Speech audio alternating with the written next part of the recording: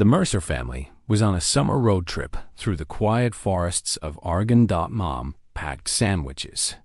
Dad joked about getting lost. And 9-year-old Eli sat in the back seat, holding his favorite toy, a red wind-up frog. Then, one afternoon, they pulled over to stretch their legs.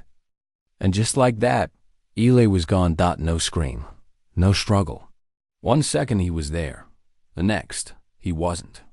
Police searched for weeks. Nothing. No footprints. No tire tracks. No sign of Eli. Only one thing had vanished with him: the little red frog. 15 years passed. Then, in 1997, a fisherman found something stuck between two rocks in a creek 40 miles away. It wasn't bones.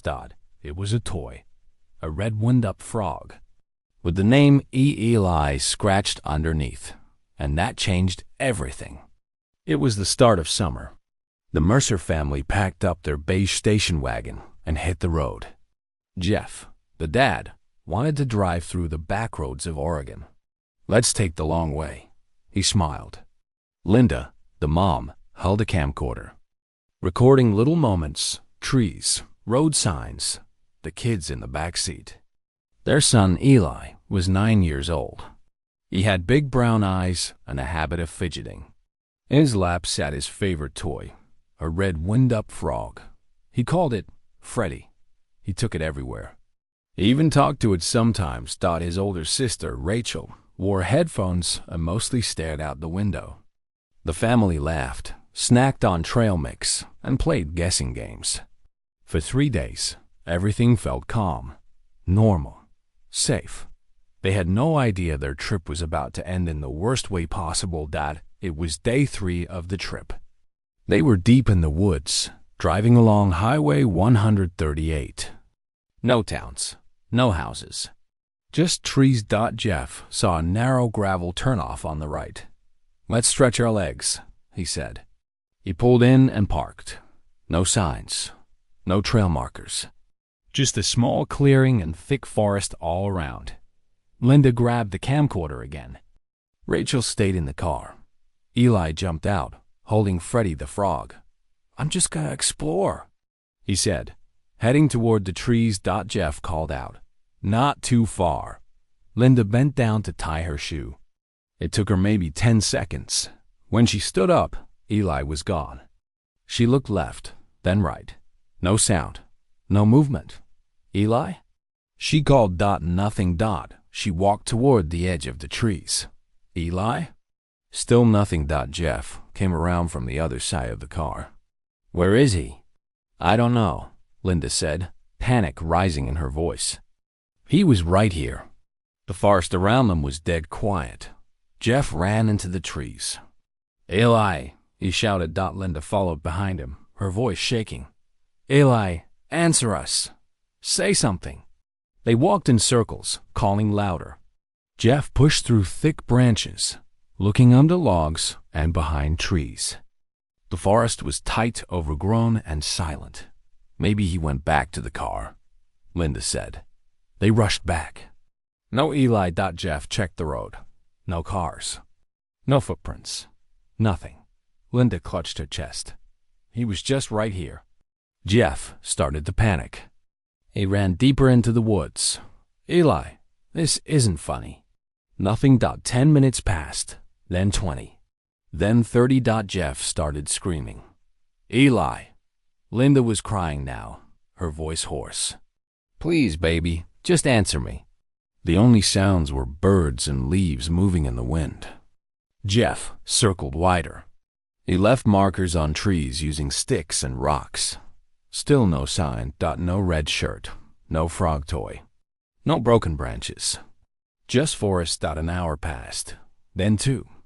That creeping thought began to form in their minds. One neither wanted to say out loud. Eli didn't get lost. He disappeared. By the 3rd hour, police cars had pulled in. Flashing lights bounced off the trees. A search and rescue team set up a base near the gravel pullout. Dogs barked as they were led into the woods. Helicopters flew overhead, scanning from above. Searchers wore bright vests and called Ely's name over and over. They marked sections of the woods as grids. Grid Alpha, Grid Bravo. Each square was searched carefully. The sun dropped fast. Lights were brought in big, blinding floodlights that lit up the trees like it was daytime. Volunteers arrived from nearby towns. People brought flashlights, snacks, and folding chairs. Some came just to help. Others came out of fear. A missing child. It shook the whole area. Jeff didn't sleep. He joined every search line, yelling Ely's name until his throat went raw. Linda sat in a chair, staring at the dark trees. Hours turned into night. Night turned into early morning. Still nothing. No shoe prints. No broken branches. No pieces of clothing. No red frog toy. It was like the forest had swallowed Ely whole. Not a single thing had been left behind. The sheriff said, "We're not giving up." But Jeff could tell. Even then, they were already out of ideas. By day 2, new theories started floating around. One deputy thought maybe Ely tumbled into a ravine or down a hill. But there were no skid marks, no broken trees, no signs of a fall. Another thought it could have been a mountain lion. But there was no blood, no claw marks, not even tracks. Then someone said it. What if a stranger took him? The words hung in the air. Still, nothing made sense. Ely had only been out of sight for a few seconds. There were no cars seen nearby, no tire tracks, no screams. Jeff refused to go home. He slept in the back of their station wagon, the doors cracked open, listening to the woods. Linda barely spoke. She trembled when people asked her questions.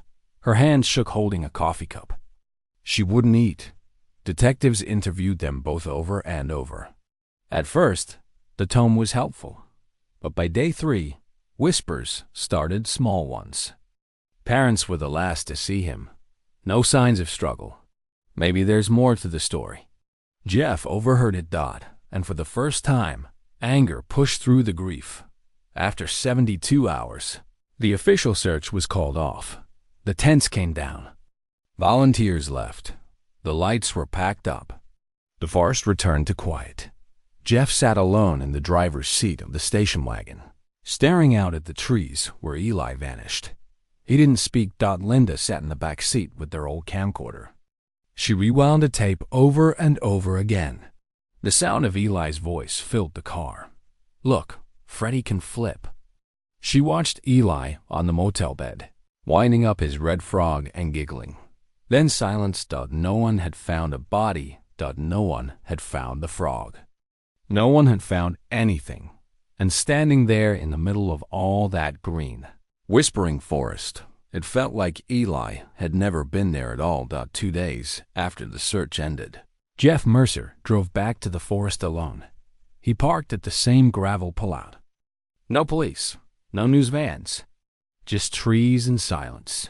He stepped out of the car with a notebook, a red marker, and a roll of tape. His eyes scanned every corner of the clearing. Jeff slowly walked the trail where Ely had last been seen. He placed red tape on trees. He snapped photos. He bent down and brushed dirt with his fingers, looking for anything. A button, a shoelace, a thread. He whispered, "He couldn't have just vanished. That's not how this works." He marked a tree with a big red X. He stood still and closed his eyes, trying to picture it. Linda tying her shoe. Ely walking ahead. Then, nothing. He opened his eyes again, knees shaking. He picked up a twig, held it in his palm. "Is this something?" he asked out loud, but the forest gave no answer. Linda didn't get out of bed. She stared at the ceiling fan as it spun in slow circles. Her eyes didn't blink much. In her head, the same memory played over and over. Ely on the motel carpet, giggling, his frog toy clicking and jumping across the floor. Click dash, click dash, click. She closed her eyes, but the sound didn't stop. Click dash, click dash, click. She covered her ears with a pillow, trying to make it go away.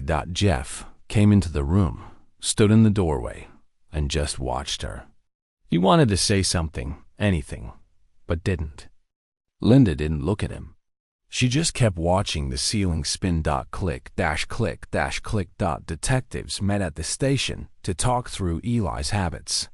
He hated loud sounds. One said, would cover his ears if someone yelled. He always held that red frog in his left hand. Another added.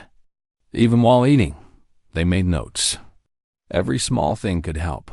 A neighbor stopped by the sheriff's office. You know, she said, Eli once told me something strange. What was it?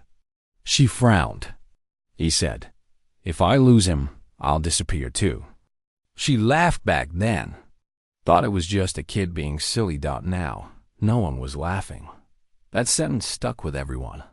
If I lose him, I'll disappear too. At a small diner in town, people whispered in booths. Why'd they stop there? No bathrooms. No view, just trees. Search said there were no tire tracks but theirs, another added. A waitress wiped the counter. Linda looked too calm in that interview, she said. Like she was reading a script. A man at the bar leaned in. I saw Jeff the next day, he said. He had a bruised hand. Did you tell police? Someone asked. No. Didn't seem like a big deal. It was small-town gossip. No proof.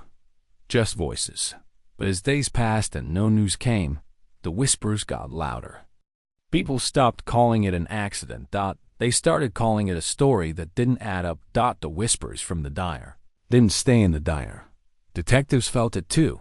Something off, but hard to name. No tire tracks. No shoe prints. No ransom. No calls. No sign of struggle. The lead investigator, Detective Halbrook, sat down later for an interview. We looked at everyone, he said, but especially the parents. He flipped through a thin file. Jeff was all over the place. 1 second calm, the next shouting. Wouldn't stop drawing maps. Kept saying we missed something. And Linda? The interviewer asked. He paused. She barely spoke. Just sat with her hands in her lap. Wouldn't look anyone in the eye. The file had only a few pages, notes, a missing poster, and a blurry map Jeff had handed in. This case felt wrong, Halbrook said. Not because of what we found, but because of what we didn't. There was no trail to follow. So the questions turned back toward the Mercers. Back at home, things got worse. Jeff turned the living room into a map wall. Strings, pins, printed calendars. Anything that made him feel closer to a pattern. He started sleeping on the couch. TV always on, but volume muted. Just background. Noise. Linda said nothing. She just moved quietly, emptying drawers and folding Eli's clothes into boxes. She didn't ask. She didn't explain. One night, Jeff walked in and saw the empty dresser. What are you doing? He asked, frozen. He's not coming back. Linda said. It was the first time she'd said it out loud. Jeff didn't reply. He just punched the wall beside her. A picture frame rattled. Linda didn't flinch. The silence afterward lasted days. 6 months passed. The sheriff's office officially marked the case as cold. Jeff sat in the front lobby, holding a worn copy of Eli's missing poster. The corners were bent, the ink faded. He didn't ask many questions anymore. Just one. Are you still looking? The deputy behind the desk looked down. Didn't answer. Jeff stared at the poster one last time. Then folded it up, put it in his coat pocket, and walked out into the cold air. It was summer, 1997. 15 years after Eli vanished, a retired fisherman named Walter was walking along a dried-up creek near his cabin. A big storm had passed through the night before, so tree branches, mud, and rocks were scattered everywhere. Walter moved slowly, stepping over slippery stones. Looking for anything interesting the storm might have washed out. That's when he saw it. Something red jammed between two wet rocks. He bent down and picked it up. It was a wind-up toy frog. Old, faded, and rusted. One eye was missing. The metal legs were stuck, and the paint had peeled off in places. Walter turned it over in his hand. Some kid must have lost this. He mumbled. He had no idea what he was holding. He wiped it with his sleeve, stuck it in his coat pocket, and walked home. To him, it was just junk. But to someone else, it was everything. Later that night, Walter gave the toy frog to his granddaughter. She giggled and tried to wind it up. The gears clicked weakly, but it barely moved. She flipped it over. Her smile dropped. "Grandpa," she said, pointing. "There's writing under it." Walter took it back. He squinted. Scratched into the metal, not written, but carved, were 3 crooked letters. E.L. Walter's daughter walked in. She saw the toy in his hand and froze. She knew the name. Everyone in the county did. The missing boy. Eli Mercer. By the next day, the toy frog was inside a clear evidence bag, sitting on a detective's desk. Cold case file number 826. Reopened. Detectives gathered around a large map pinned to the wall. The red pin marked where Eli went missing. Off Highway 138. Now, a blue pin showed where the frog had been found, in a creek 40 miles east. There were no trails connecting the 2 points. The creek ran in the opposite direction of where search teams had looked. How could it end up there? One detective asked. The answer no one wanted to say out loud was, someone moved it. The terrain between the points was rough. Dense forest. Steep ridgelines. No kid could have made that journey alone, which meant Eli had likely been taken, and taken far. The discovery didn't just open the case again. It changed everything they thought they knew. After the toy frog landed on the detective's desk, the department didn't alert the media. They reopened the case quietly. Only a few people knew. For the first time in 15 years, the name Eli Mercer was written on the whiteboard in the cold case unit. The toy was sent to a forensic lab. Experts looked at rust patterns, dirt stuck in the joints, even moisture trapped inside. New technology allowed them to age-match the soil found on the frog. No fingerprints, no blood. Nothing to say who last touched it, but there was one match they were sure of. The frog was Eli's. Same model. Same carved letters. Same deep scratches on the left side from a fall he took when he was 6. It was like a grave suddenly started breathing again. The lead detective said a teen was assigned. No press releases. No press conferences. Just quiet steps toward the past. Jeff Mercer didn't recognize the knock. He lived alone now in a rusted trailer outside Bend, Oregon. The living room was small maps taped to one wall, old missing posters stacked on a chair. He opened the door slowly. 2 detectives stood there. One of them held a photo. Not of a person, but of a toy. Jeff stared at it. Then blinked, then laughed once, dry and bitter. "You're kidding," he said, voice hoarse. The detective shook his head. "It's real. We tested it. It's his." Jeff looked down at his hands. They were trembling. He reached for the photo and sat down hard. "I told you," he said. "I told you he didn't just vanish." He stared at the picture like it was alive. "I search for that toy every day," he whispered. "It's the last thing he was holding." The second detective stayed quiet. The room was still, except for the sound of Jeff breathing. Slow and shaky. It was like someone had just turned the lights back on in his life. But the light hurt. Across town, Linda was sitting at her kitchen table. She was remarried now. 2 young stepkids played with action figures on the carpet nearby. A detective sat across from her, quietly explaining the discovery. She didn't move at first. Then, slowly, she put her hand over her mouth. Her eyes stayed shut. "Please," she said softly. "Please don't do this." The detective spoke gently. "We thought you should know. I spent 15 years letting go," she said. You don't understand what that costs. She stood up, walked to the sink, and turned on the water, but didn't use it. I can't go back in, she said. She didn't cry. She just left the room. The plan was to keep things quiet, but within a week, someone leaked. A small local paper ran the headline, "Frog Points to Forgotten Boy." Talk radio picked it up, then internet forums. Then everyone.old rumors came back fast. Some believed it proved Elu was kidnapped.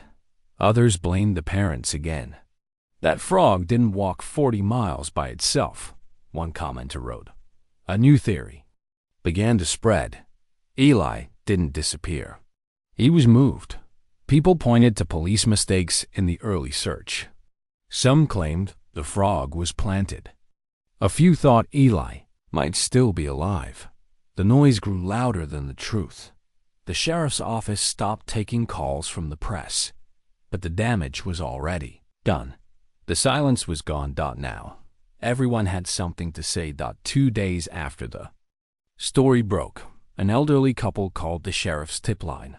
The woman said, "That creek. My husband saw something there once." The man took the phone. It was summer, maybe 83. "I saw a boy alone, down by the water. Red shirt. Looked scared." "Why didn't you report it then?" the detective asked. "We thought he was just hiking or camping. It didn't seem strange at the time." He paused. "But now, it doesn't feel like nothing anymore." The call was logged. The timeline shifted again. More pieces were falling into place. Detectives knocked on the door of a small house near the forest line. Walter Griggs, now in his 70s, answered. He used to be a park ranger in the early 80s. They asked him a simple question. "Do you remember anything strange from June 1982? He didn't answer right away. Just looked out at the trees. Then he nodded once. "That day, the day that boy disappeared, I saw something." He told them he'd been checking fire trails near the West Ridge. Around 3 p.m., he spotted an old red pickup truck parked off a dirt trail, way off, like someone didn't want it seen. No plates. No forest pass. No reason to be there. He walked closer. The engine was still warm, but no one was around. He logged it in his ranger notebook that night. "Did anyone ever ask you about it?" the detective asked. Walter shook his head. "Nope. No one ever called. I figured they didn't need it." The detective took a long breath. Now they did. In a quiet booth at a roadside diner.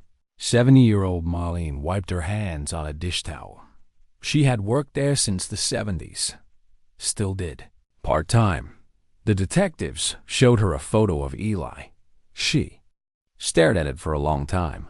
Ben said, "I think I saw him." "Not that day. The next morning." She explained. A tall man came in, covered in mud.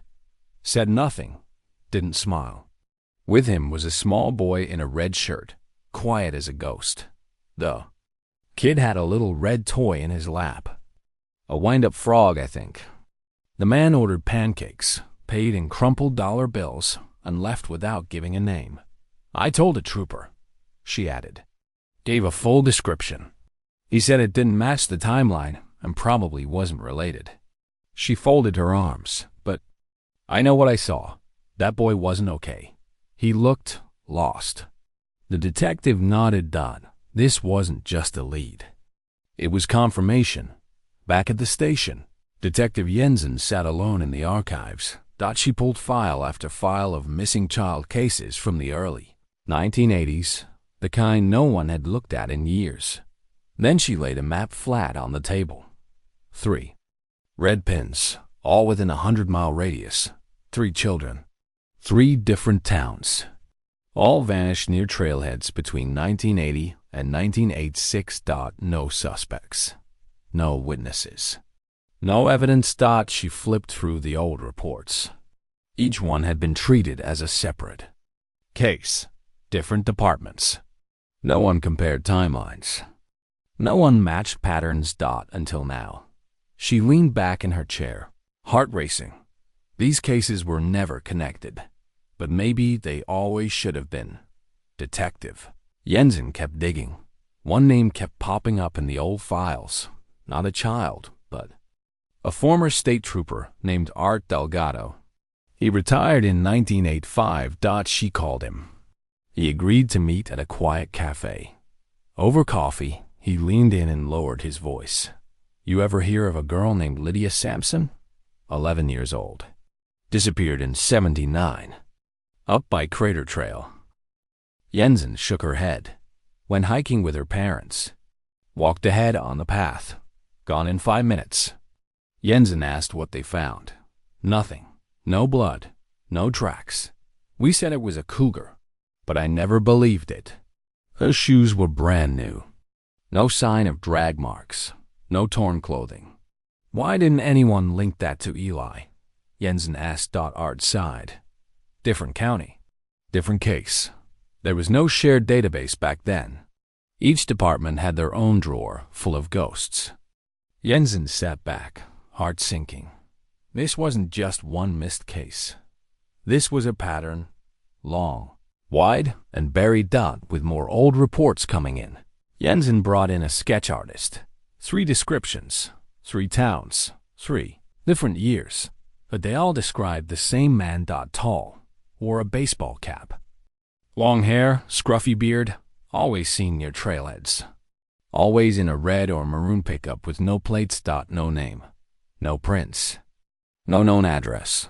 Locals started calling him the Drifter.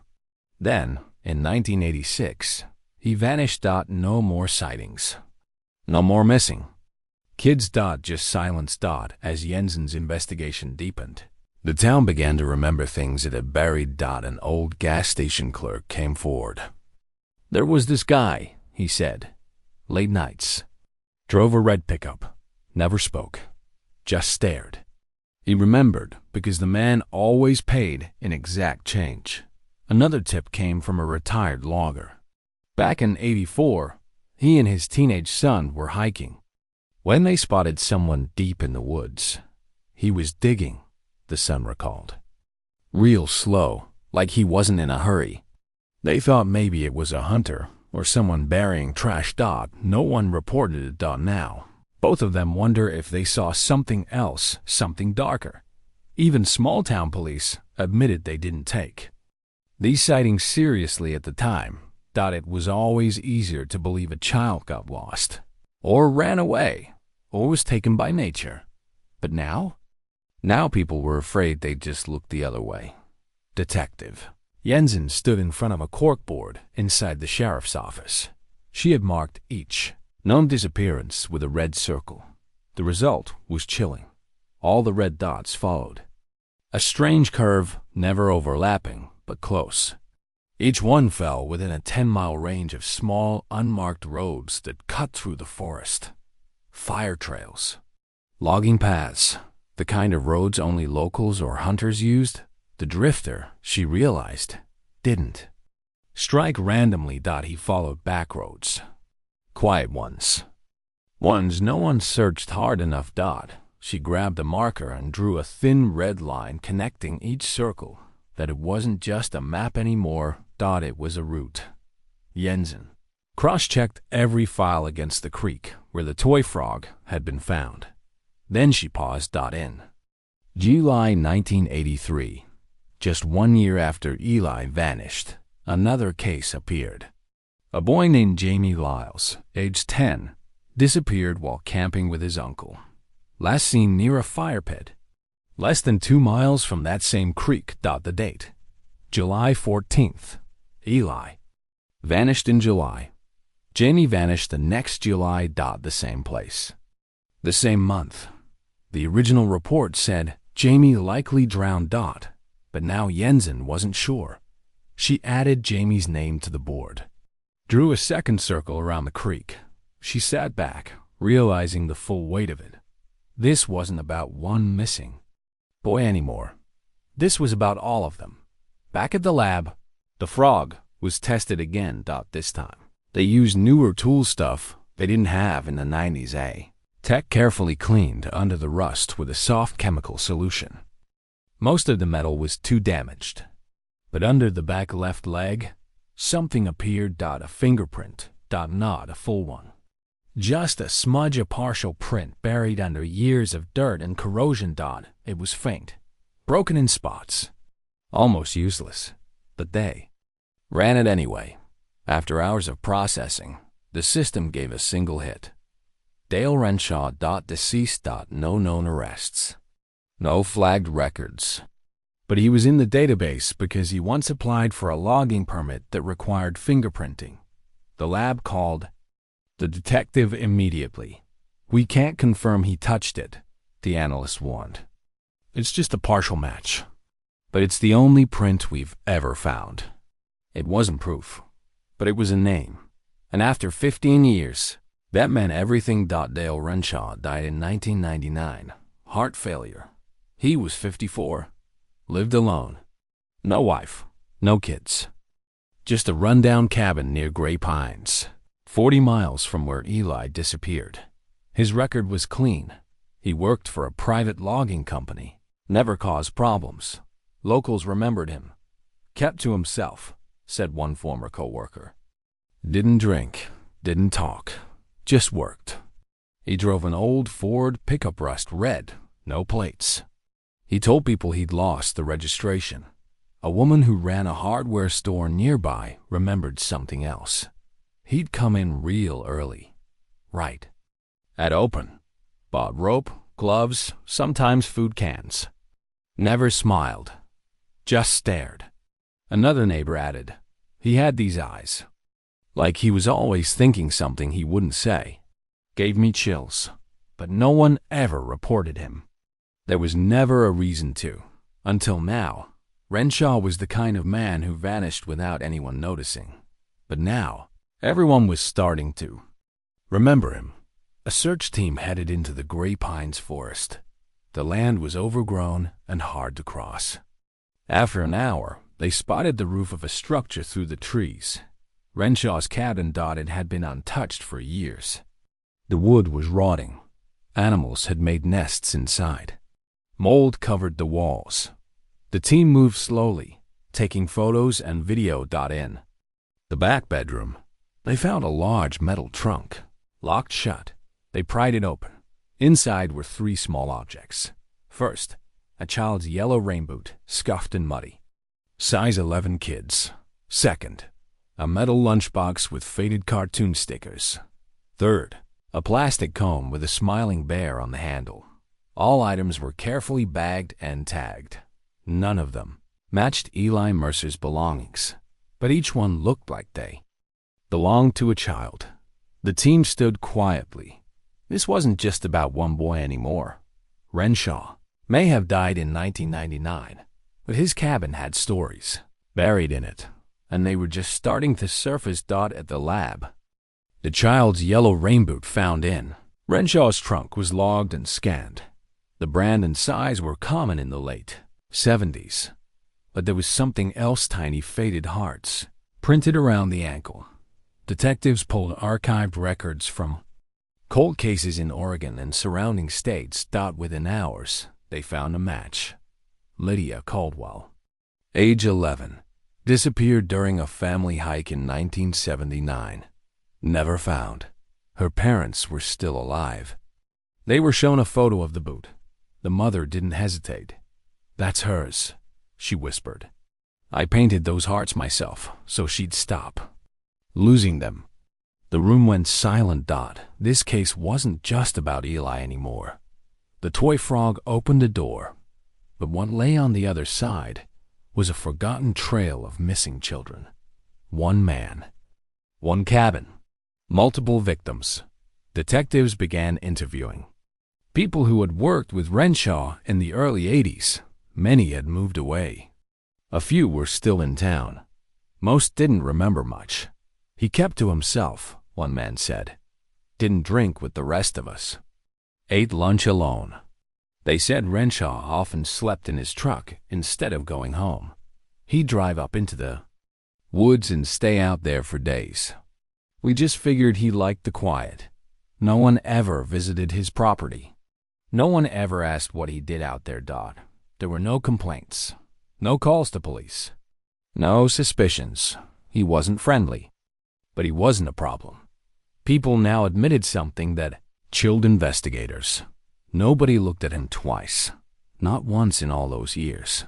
And because of that, no one ever looked for what was hiding in his cabin. The frog belonged to Eli, but everything found at the cabin, none of it was his. No clothes, no drawings, no keepsakes, no bones. The cabin told stories, but not his. Detectives were hoping for a clear answer. Instead, they had silence. Jeff Mercer asked to see the site. The officers didn't want to let him at first, but he insisted. He walked slowly through the woods, then into the cabin. The air was thick and still. He stepped over broken floorboards, past nests and rotted chairs, into the room where the trunk had been found. He didn't say anything at first. Then he looked around. "I don't feel him here," he said. He looked at the dust, the windows, the marks on the wall. This isn't where he was. His voice was low, but certain. Jeff had spent 15 years chasing shadows, now standing in the place where other children had suffered. He knew. Eli had never been here. The items found in Renshaw's trunk, Lydia's boot, the lunchbox, the comb, were sent to a behavioral profiling unit. What they said was chilling. These weren't trophies in the usual sense. One profiler explained. They weren't hidden. They were protected. The way they were stored, wrapped in old towels, sealed in a waterproof trunk, kept locked, suggested something deeper. These items meant something to him. He wasn't discarding them. He was preserving them. This wasn't about covering up a crime. It was about remembering it. Renshaw, they believed, didn't just take children. He collected pieces of them. But one question kept coming up. Where was Eli's piece? The frog had been found, but it wasn't in the cabin. It was 40 miles away, in a creek. If Renshaw took Eli, why wasn't there a trace of him with the others? Only two answers made sense. Either Eli escaped, or something happened to him that didn't match the others. And if that was true, then there was still more to this story. Renshaw died 6 years before Eli's toy was found, which meant one thing: no charges, no confession, no trial, no justice. Just fragments. The DA reviewed the evidence. The fingerprint on the frog was partial.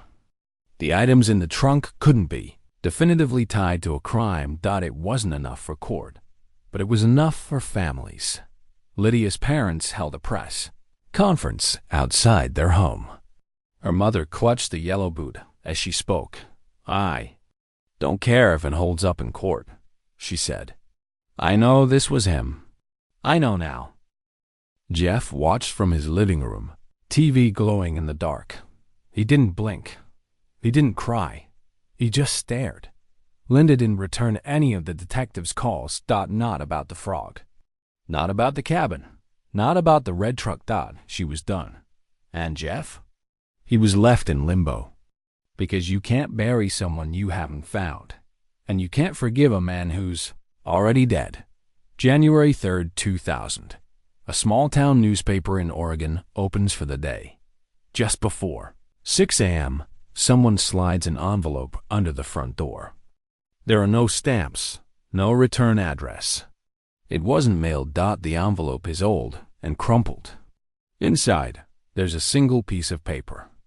Typed in the center is one sentence. He never died. He lived there for years. Look by the old train trestle. No name, no explanation. Nothing else. The editor reads it 3 times.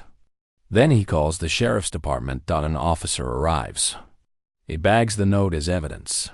They look at the security camera, but it's broken. Nothing recorded. The letter is sent to forensics. No fingerprints. No DNA. It could have been typed by anyone. But the wording is clear. He never died. It's not a rumor. It's a statement. A fact from someone who knows something. And they aren't just talking about a missing boy. They're saying Eli survived.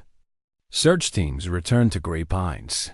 The old train trestle mentioned in the letter once sat above a narrow creek.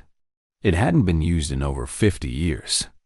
The metal bridge was still there, rusted and covered in vines. Below it, the forest was thick.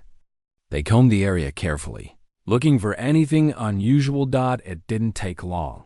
About 60 yards downstream, a K9 unit stopped at a thick patch of brush. The dog sat still, ears up, tail straight. Handlers moved in. Behind the brush, hidden by fallen branches and moss, they found what looked like a mound of earth. A pile of old stones and roots. Part of it had collapsed in on itself. An old forest ranger on the team recognized it. "Root cellar," he said. "These used to store food. Been here a long time." Shovels came out. Crews worked quietly. As the dirt gave way, the smell changed. It was faint but unmistakable. They had found something that had been buried for a long, long time. They dug deeper. Layers of rotted wood peeled back like paper. Moldy burlap sacks were stuck to the soil. Underneath, the flashlight beams caught something pale. Bones. Small, fragile, curled up like someone had gone to sleep. The skeleton was mostly intact, curled in the fetal position, covered by a thin layer of dirt and pieces of old cloth. Beside it, a rusted tin cup, some torn red fabric, a pile of dried pine needles arranged like a bed. It looked like someone had tried to make a shelter, some kind of hiding place. There were no ropes, no chains, no signs of violence, but there were also no signs of rescue. A forensic tech whispered, "He lived here." No one spoke for a moment. It wasn't a grave at first. It was a place someone used to survive. DNA testing was ordered immediately. Days later, it came back. The remains belonged to Eli Mercer. After 15 years, they finally found him, but not the way anyone hoped. The DNA test came back. It was Eli Mercer. There was no mistake. The bone samples matched his childhood records. So did the dental scans. The red fabric found near his body was from his sweatshirt, the one he wore the day he vanished. A medical examiner found a tiny fracture in the collarbone. It wasn't fresh, probably from a fall. But there were no other injuries. No bullet, no knife, no broken skull, no clear cause of death, just bones. Time had done most of the damage. Years of cold, rot, and stillness. What stood out was what wasn't there. No signs of a fight. No sign he was killed and left there. He wasn't buried.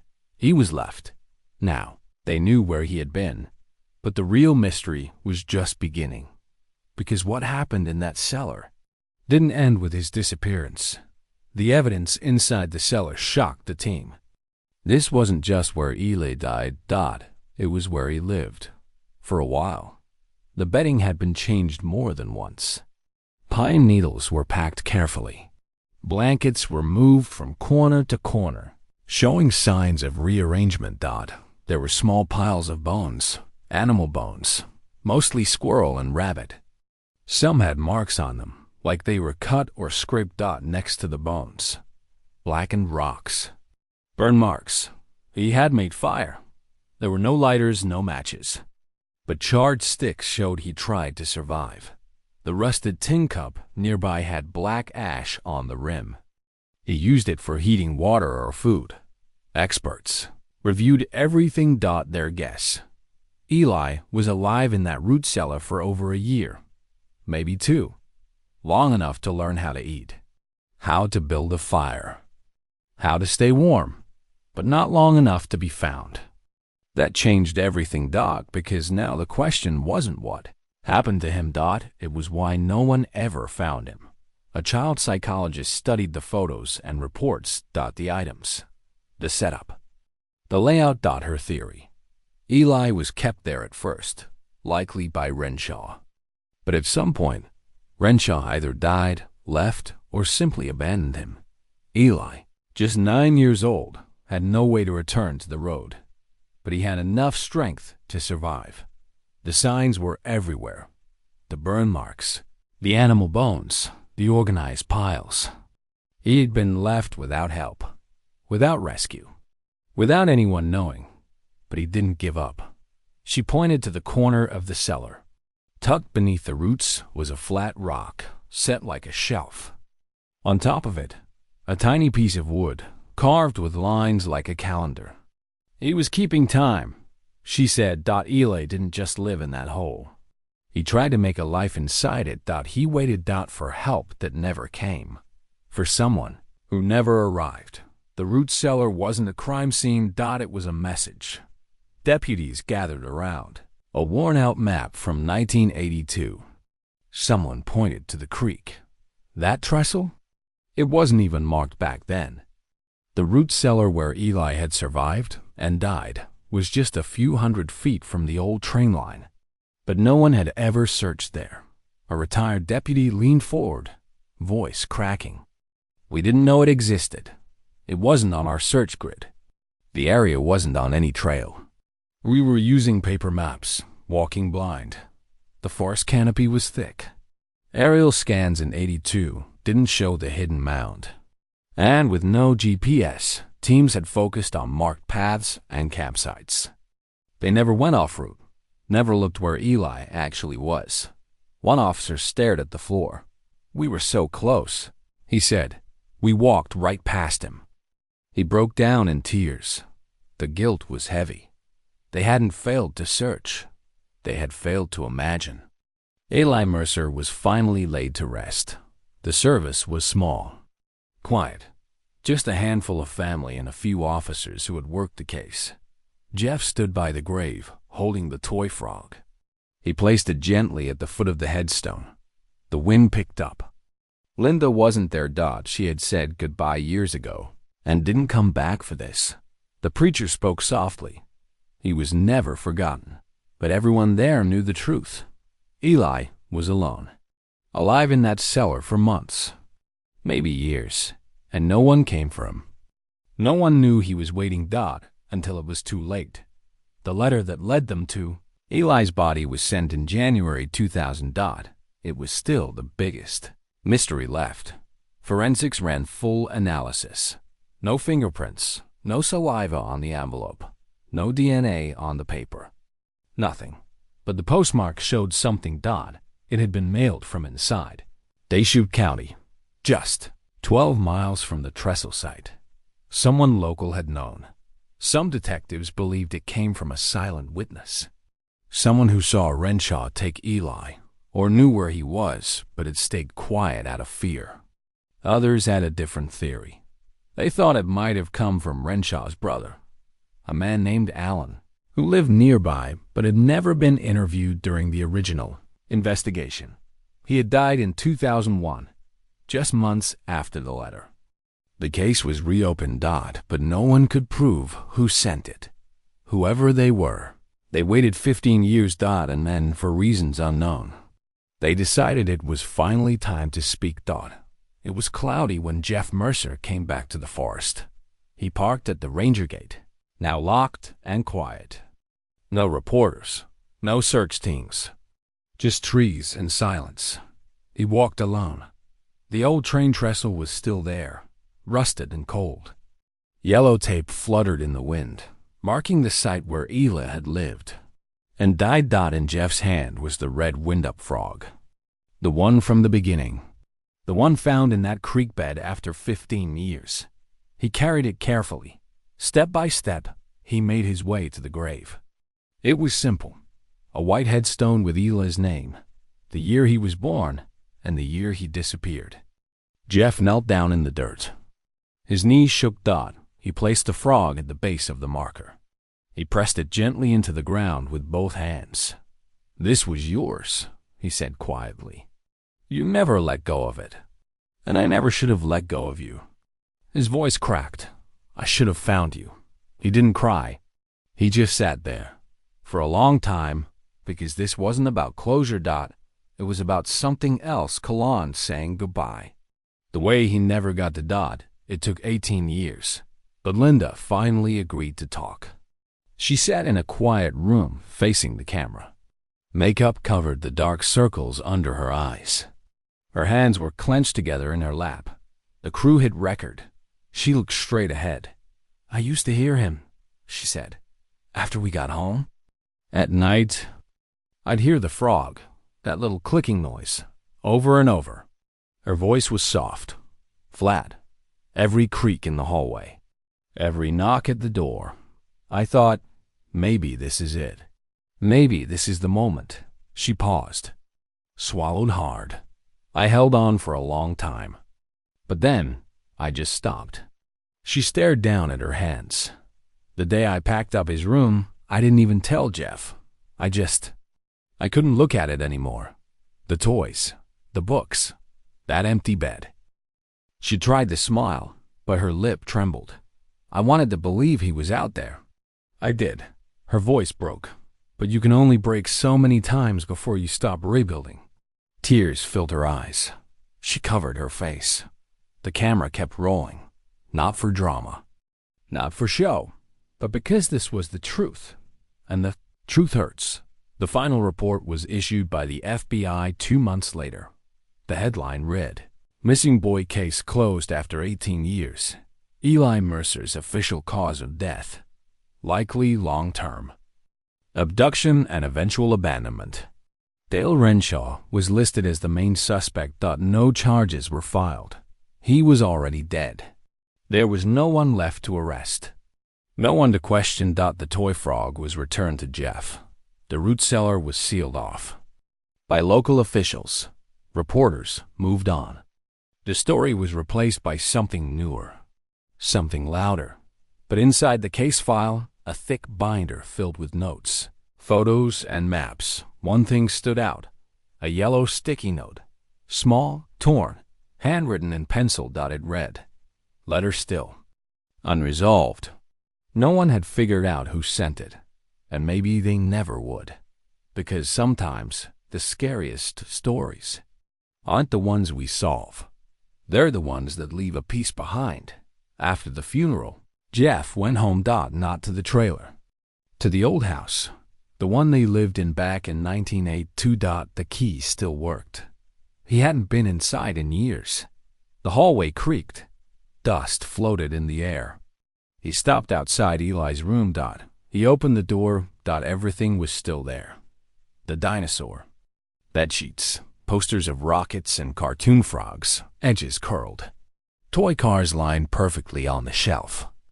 Books stacked crooked on the nightstand. A frozen moment in time. Jeff stepped inside, his hand brushing against the old wooden dresser. He opened the top drawer. Inside, folded neatly, was a crayon drawing. A red frog. A boy beside it, smiling. They were holding hands. Jeff stared at it for a long time. Then he sat down on the bed, the mattress still soft, and held the paper to his chest. His shoulders shook. For the first time in years. He cried, not from rage. Not from guilt, but from something deeper. A grief that never learned how to grow up. Seasons passed. The trestle site became quiet again. No yellow tape, no police. Just overgrown vines and fallen leaves. Nature had taken it back. There was no plaque, no cross, no sign that Eli had ever been there. It looked like just another patch of forgotten forest. One afternoon, a boy named Tyler, age 10, rode his bike through the woods. He took a wrong turn, followed a narrow path, and ended up near the old tracks. His tires crunched over dead branches. He stopped. Something didn't feel right. The air was too still. He looked around. Trees, rocks, dirt. Nothing scary. But the silence was heavy, like it was hiding something. Tyler didn't know about Eli. He didn't know what happened there, but his hands gripped the handlebars tighter. He turned and biked away fast, the trees whipping past. Back home, he said nothing to his parents.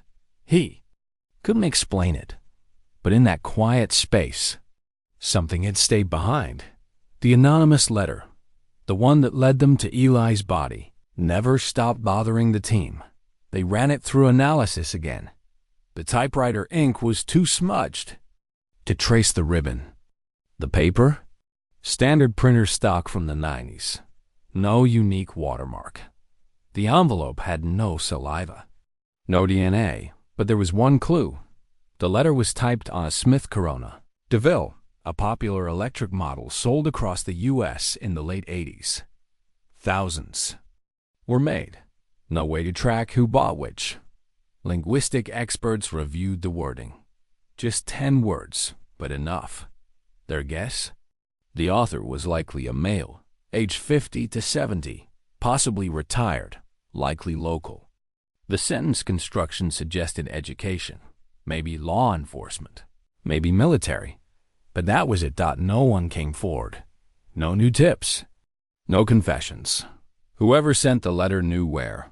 Eli was Dot, and they stayed hidden for 18 years. The file was marked inactive, but inside it, a photo of the trestle remained. Dot, and beside it, the letter, still sealed in plastic. Dot, not for evidence, but because, sometimes, the answer never shows up. Just the echo it leaves behind. Dot, the case file was thick. Hundreds of pages. Dot, photos, maps, handwritten notes in red ink. A list of names long forgotten. Detective Jensen stood in the records room, boxing up the last of it. Dot, one box. That's all it came down to. She labeled the side. Mercer, Eli, 1982 to 2000. She picked up the toy frog. Tag faded. Metal legs rusted. Still slightly bent where the current wedged it. In the rocks. Dot, she held it for a moment longer than she needed to. Dot, then placed it gently on top of the stack and closed the lid. The lights in the room buzzed softly overhead. There were no more leads to chase. No suspects left to question. No new angles to explore. Just one child, gone for almost 2 decades, and one man, long dead, who probably took more than anyone ever knew. Jensen pushed the box onto the archive shelf. The metal rails clicked into place. She paused, stared at it. Dot, then turned off the light and walked away, because sometimes there's just nothing left to dig. Dot, no trial. Dot, no verdict. Dot, no answers that make sense. Just a lost boy, a quiet monster, and the silence in between. Dale Renshaw never confessed. He left behind no letters, no journal, no explanation. Dot, but he left something else. The worst thing of all, he left people wondering. He left a mother and father who split apart. He left neighbors who never asked the right questions. He left police who got close, but never close enough. He left a boy in the Bayonnes woods. Dot, not buried. Dot, just left. Dot, alive for 2 years, waiting for help that never came. There were no screams, no footprints, just the wind-up frog, a root cellar, and silence so deep it swallowed time. Dot, and in the end, the monster didn't need to hide, because everyone else was already looking the wrong way. Dot, so if you take anything from this story, take this. Sometimes monsters don't take lives. They erase them, one quiet day at a time.